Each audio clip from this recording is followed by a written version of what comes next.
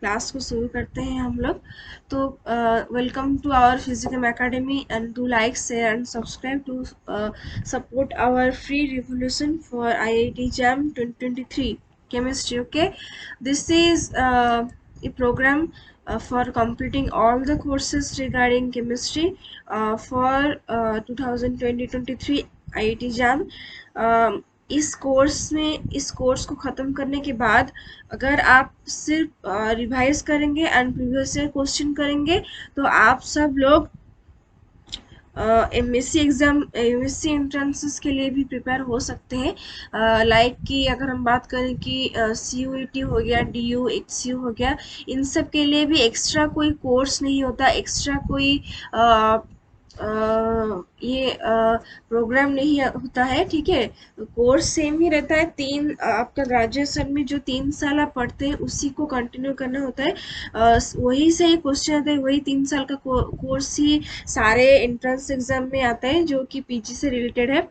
तो ये हमेशा ध्यान में रखिएगा कि हमेशा लोगों के मन में डाउट ये रहता है कि DU के लिए अलग अलग कोर्स होता होगा, IIT JAM के लिए अलग कोर्स है, फिर उसके बाद HCU के लिए अलग है। नहीं, अलग नहीं है। 90 to 95% सेम है कोर्स। अगर मैं बात करूँ हर एग्जाम में, IIT JAM को मान लीजिए कि IIT JAM में 90% सेम है, सिर्फ 10% थोड़ा कुछ अलग आता है। अलग नहीं मतलब थोड़ा लेवल ऊपर से आता है। लेकिन अगर हम बात करें MSc एंट्रेंसेस के लिए, MSc एंट्रेंसेस में 95% कोर्स सेम है। ठीक है, सारे MSc एग्जाम के लिए जो भी PG के लिए हेल्ड होता है, तो सारे के सारे MSc एंट्रेंसेस के जो कोर्सेस है वो 95% सेम है। एंड 5% रेस्पेक्टिव यूनिवर्सिटी अपने तरफ से कुछ अगर ऐड कर लिया, मान लीजिए कि जैसे कि एनालिटिकल केमिस्ट्री हो गया, या फिर कुछ पॉइंट ग्रुप एलिमेंट्स होता है उसको, और फिर होता है कि स्टैटिस्टिकल थर्मोडायनेमिक्स कोई कोई ऐड कर लेते हैं अपने कोर्स पे। लेकिन 95% कोर्स हर एग्जाम के लिए सेम ही रहता है। ठीक है, तो ये आप लोग जो बैच चल रहा है आप लोगों का, this is our second batch. तो बैच स्टार्ट हुआ है ऑलरेडी 1 जुलाई से, और 1 जुलाई से ऑलरेडी हम लोगों ने लिक्विड स्टेट ख़त्म कर चुके हैं। उसके साथ साथ गैसेस स्टेट आप लोगों का अभी चल रहा है, और शायद 2 लेक्चर में गैसेस स्टेट खत्म हो जाएगा, इसी हफ्ते ही खत्म हो जाने वाला है। ठीक है, तो आप लोगों का बायो ऑर्गेनिक केमिस्ट्री खत्म हो चुका है, पीरियडिक प्रॉपर्टीज भी खत्म हो चुका है, GOC आपका चल रहा है। उसमें आप लोगों का फिर इलेक्ट्रोकेमिस्ट्री भी चल रहा है। तो ये है जुलाई मंथ का शेड्यूल, ऑलमोस्ट ख़त्म होने वाला है जुलाई मंथ के साथ साथ। तो जो लोग अभी तक पीछे हैं, हमारे साथ साथ नहीं चल रहे हैं, तो प्लीज़ अपने थोड़ा एक्स्ट्रा टाइम निकाल के इस कोर्स को पहले ख़त्म कर लीजिए, फिर रनिंग कोर्स में आइए। क्योंकि आपके पास आप मान के चलिए कि आप लोगों को सितंबर तक कोर्स ख़त्म करना है, जैसे भी करके मतलब अच्छे से पढ़ के सारे कॉन्सेप्ट को साथ में लेके IIT JAM के लिए जाना है आप लोगों को। तो मान के चलिए जितना जल्दी हम कोर्स ख़त्म करेंगे उतना ज़्यादा हम क्वेश्चन भी प्रैक्टिस करेंगे। क्वेश्चन एक्चुअली क्या होता है कि जब आप लोग कोई भी कॉन्सेप्ट को समझते हैं, समझने के बाद सिर्फ समझना काफ़ी नहीं होता, समझने के साथ साथ उसको समझने के साथ साथ रिवाइज भी चाहिए, एंड उसके रिगार्डिंग बहुत सारे क्वेश्चन भी चाहिए आप लोगों को करने के लिए। ठीक है, अगर रिवाइज एंड क्वेश्चन प्रैक्टिस आप कर दिए तो आपका फंडामेंटल पूरा क्लियर हो जाएगा, बेस पूरा क्लियर हो जाएगा, आपको कोई डाउट नहीं रहेगा, कोई भी इंटरव्यू में आपको डर नहीं लगेगा। क्योंकि सारे के सारे क्वेश्चंस सिर्फ बेसिक कॉन्सेप्ट से ही आते हैं। आपको कोई बड़ा थर्मोडायनेमिक फॉर्मूला नहीं पूछेंगे, वो नॉर्मल कुछ पूछेंगे कि अगर एक सिस्टम में अगर टेम्परेचर इंक्रीज करें हम तो उसका क्या इफेक्ट पड़ेगा उसके ऊपर।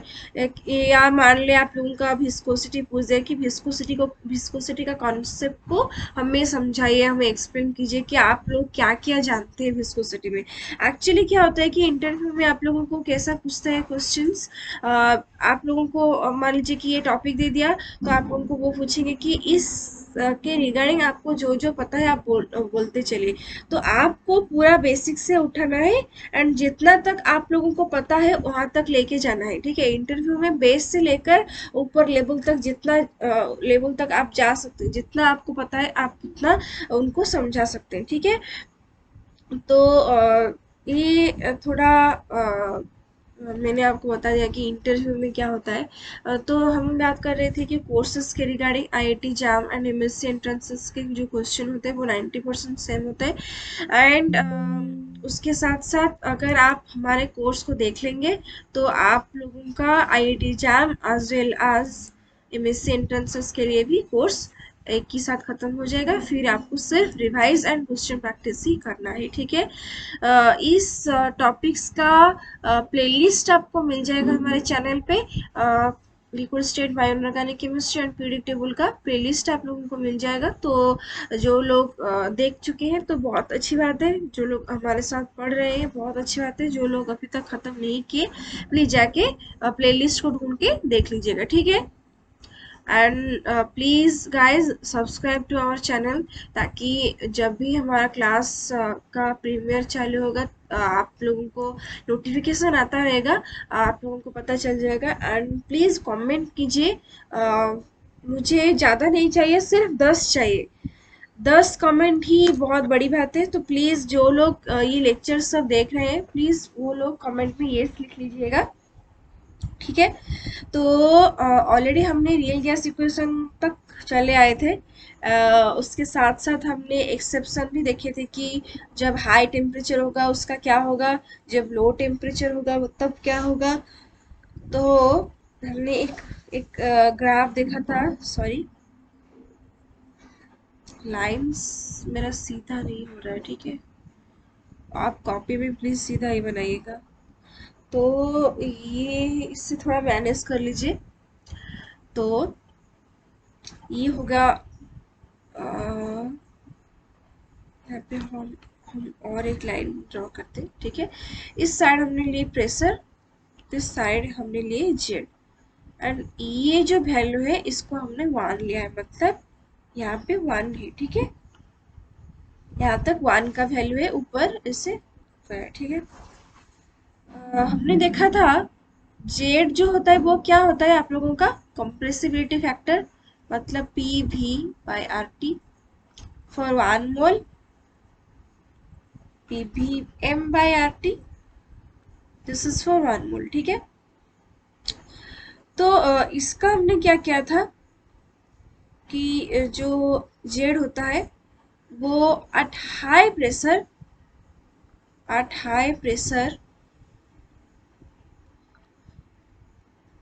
जेड क्या आ रहा था आपका 1 plus P B by R T. ये हमने ऑलरेडी प्रीवियस लेक्चर में डिस्कस कर चुके हैं। जो लोग पहली क्लास देख रहे हैं प्लीज़ जाके पिछले लेक्चर देख लीजिए, उसके बाद इस लेक्चर देख लीजिएगा।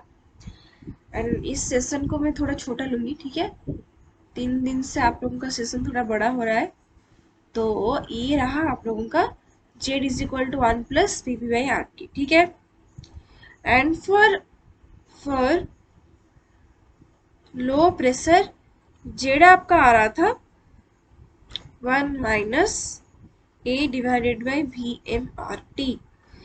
तो हमने लिया यहाँ पे जेड का value 1। For high pressure Z का वैल्यू ऊपर आ रहा है, हाई प्रेशर मतलब थोड़ा बड़ा प्रेशर होगा तो वैल्यू थोड़ा इधर आ जाएगा। एंड 1 प्लस मतलब जेड का वैल्यू 1 से थोड़ा ज़्यादा आ रहा है। वैसे ही अगर हम बात करें लो प्रेशर में, तो लो प्रेशर अगर हम यहाँ पे कंसिडर करें तो यहाँ पे नेगेटिव वैल्यू थोड़ा आ रहा है, 1 माइनस है। तो इसका वैल्यू हम यहाँ पे एक पॉइंट के जरिए दिखा सकते हैं आप लोगों को। अगर इस पॉइंट आप लोगों को पता होगा कि जब एक ग्राफ हम ड्रॉ करते हैं तो पॉइंट्स उसके साथ साथ ड्रॉ करने के बाद जब पॉइंट को जॉइन किया जाता है तो हमेशा वो ओरिजिन से ही जॉइंट होता है। ओरिजिन से पॉइंट जहां तक गया होगा वहां तक जाता है, ठीक है। तो देखिए आप लोगों को कैसे दिख रहा है, ये दिख रहा है ना ऐसे। ऐसा कोई आप देखे हैं कभी बुक पे? तो ये इसका एक्सप्लेनेशन है। क्यों? क्योंकि जेड आपका है कंप्रेसिबिलिटी फैक्टर, उसका प्रेशर के साथ क्या क्या चेंजेस आ रहा है उसी गैस का। उसका कंप्रेसिबिलिटी फैक्टर किसका? गैस का। गैस कितना कंप्रेस हो रहा है at high pressure, at low pressure, ठीक है। तो लिक्विफिकेशन आज हम पढ़ने वाले थे। लिक्विफिकेशन बहुत इम्पोर्टेंट है। ये हर एग्जाम में आता है। लिक्विफिकेशन के साथ साथ हमें आज पढ़ना है types of temperature. Types of temperature, ठीक है। जैसे कि हो गया क्रिटिकल टेम्परेचर। मैंने आपको क्रिटिकल टेम्परेचर क्या हुआ होता है उसको मैंने आपको लोगों को थोड़ा बताया था लिक्विड स्टेट पढ़ाने के टाइम। तो देखिए कोई कोई बच्चे सोचते हैं कि एक चैप्टर हम कवर कर लेंगे और दूसरा छोड़ देंगे आईआईटी जैम के लिए। नहीं, ऐसा बिल्कुल मत कीजिएगा। जब भी आप प्रिपेयर कर रहे हैं आईआईटी जैम के लिए, पूरे कोर्स कवर करने के लिए कोशिश कीजिएगा। पूरा ध्यान में रखिए, आपको पूरा कोर्स कवर करना है। जैसे भी हो जाए पूरा कोर्स आपको खत्म करना ही है। एक भी सिंगल टॉपिक नहीं छोड़ना है। जैसे कि आपका हो गया metallurgy, phase equilibrium, liquid state हो गया। यहाँ से मैक्सिमम मैक्सिमम 2 या 3 क्वेश्चंस, 3 क्वेश्चंस तो नहीं आते, 2 या 3 क्वेश्चंस आते ही है, ठीक है। मैक्सिमम 3 आता है, मिनिमम 1 आता है, ठीक है। उसी के बीच थोड़ा आता है। तो ये सारे टॉपिक्स का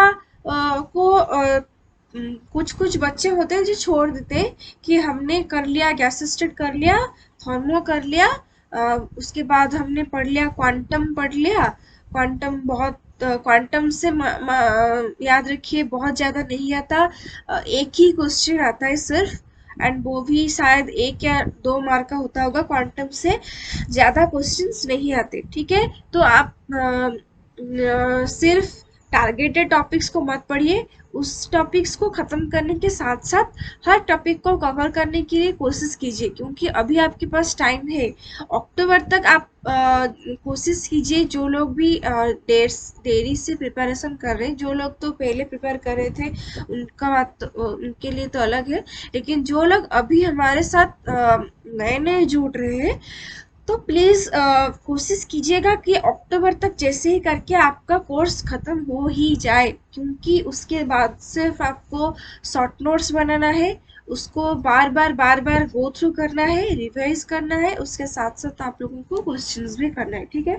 क्वेश्चन से कभी मत डरिएगा। क्वेश्चन अगर आपके खुद से नहीं हो रहा है तो उसको कहीं जहाँ पे वो सॉल्व हुआ होगा वहां से देख के कर लीजिएगा। मान लीजिए कि क्वेश्चन बुकलेट आपका हाथ में लेके आप सॉल्व कर रहे हैं, आपको कुछ नहीं आ रहा है, तो कोई टेंशन की बात नहीं है। उसका सॉल्व एग्जाम्पल देख लीजिए। एंड पीएसपी पूरी शर्मा पठानिया से तो सॉल्व एग्जाम्पल बहुत आते हैं, ठीक है। तो बहुत इम्पोर्टेंट बुक है ये, इसीलिए मैं आपको बोलती रहती हूँ कि इसको पढ़ने के लिए। तो प्लीज़ देखिए, अभी हम पढ़ते हैं कि लिक्विफिकेशन क्या होता है। लिक्विफिकेशन ऑफ गैसेस, ठीक है। क्या होता है? देखिए, हमने पहले क्या पढ़ा था काइनेटिक गैस थ्योरी में, कि उनके बीच में गैस मॉलिक्यूल के बीच में कोई अट्रैक्शन नहीं होता। वो जो वॉल्यूम ऑक्यूपाई करते हैं वो नेग्लिजिबल होता है as compare to the total volume of the container. लेकिन अगर हम बात करें रियल गैस की और वैन वाल गैस की, वहाँ पे क्या होता है कि और जो रियल गैस मतलब जो एटमॉस्फेयर में गैसेस प्रेजेंट है, उनके बीच में डेफिनेटली फोर्स ऑफ अट्रैक्शन होता है, ठीक है। एंड उसके साथ साथ वो एक पर्टिकुलर और डेफिनेट वॉल्यूम ऑक्यूपाई भी करते हैं।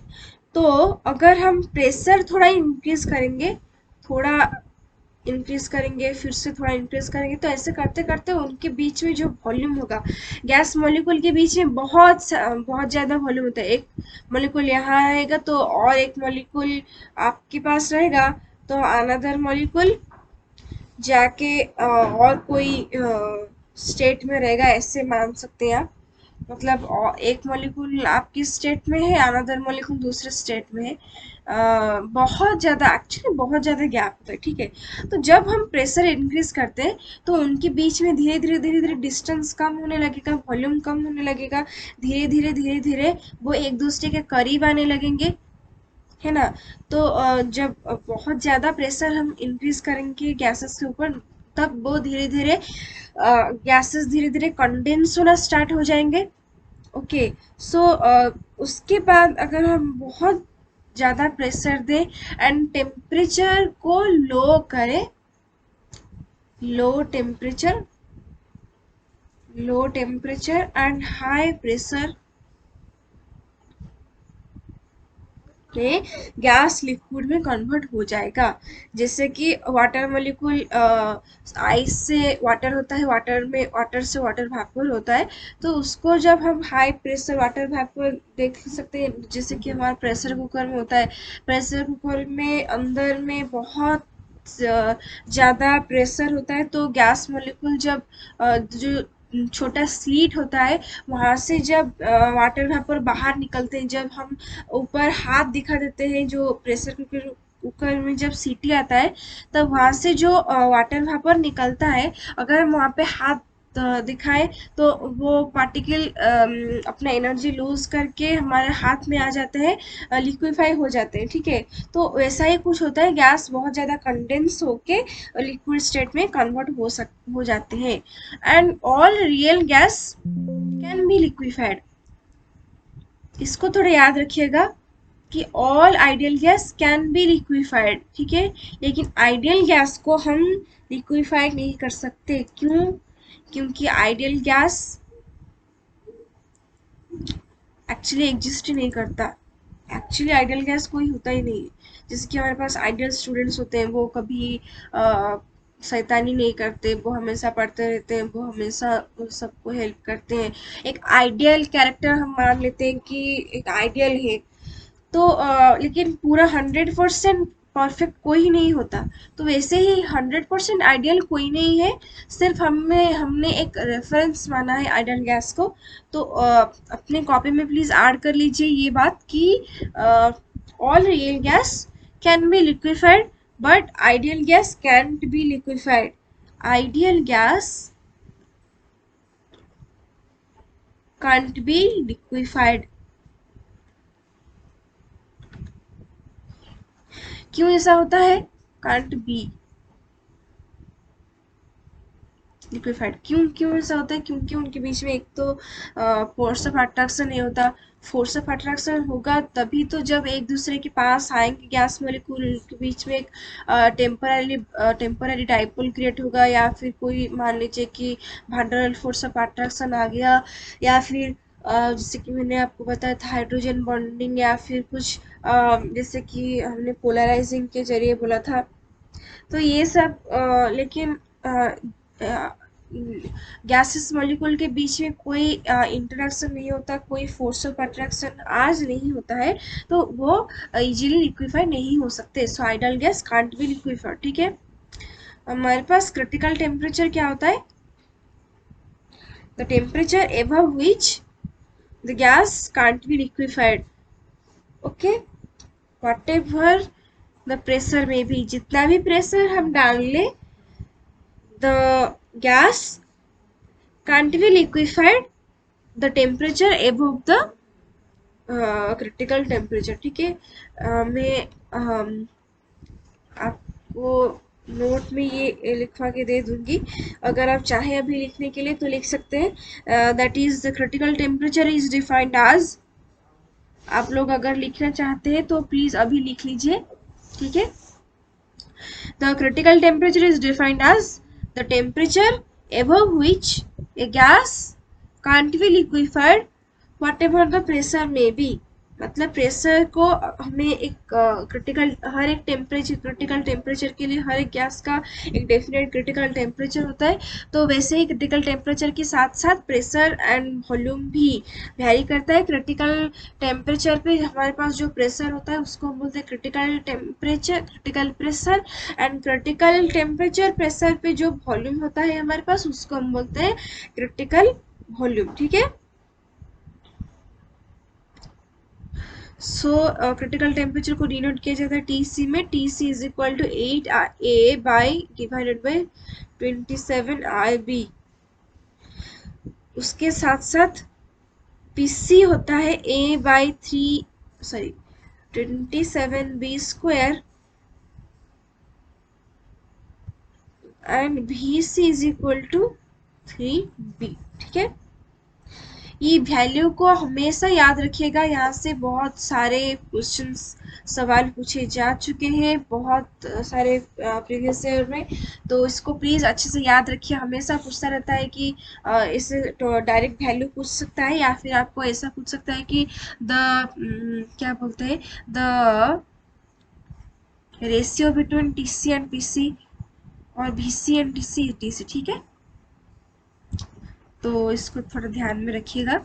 तो आप लोगों को पता चल गया होगा कि एक गैस लिक्विफाई कब होता है। एक गैस लिक्विफाई तब होता है जब हम उसमें high pressure and low temperature maintain करें। ठीक है। And ease of liquefaction is directly proportional to TC. ठीक है। Ease of liquefaction will be directly proportional to TC. ठीक है। And TC is directly proportional to A/B, क्योंकि 8 divided by 27 are here,